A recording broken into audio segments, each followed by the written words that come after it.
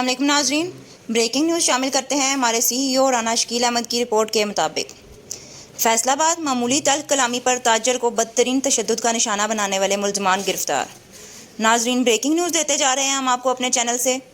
दुकान पर आने वाले ग्राहकों को तंग करने से मना करने पर ताजर आबिद की मुल्ज़मान के साथ तलख कलामी हुई।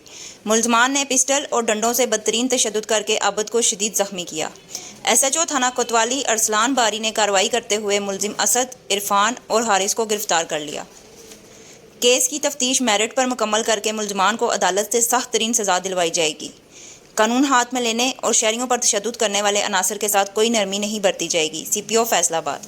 कैमरामैन टीम के साथ अक्सर राना, सबकी खबर सबसे पहले हम तक। मज़ीद खबरों और अपडेट्स के लिए हमारे चैनल को लाइक करें, सब्सक्राइब करें।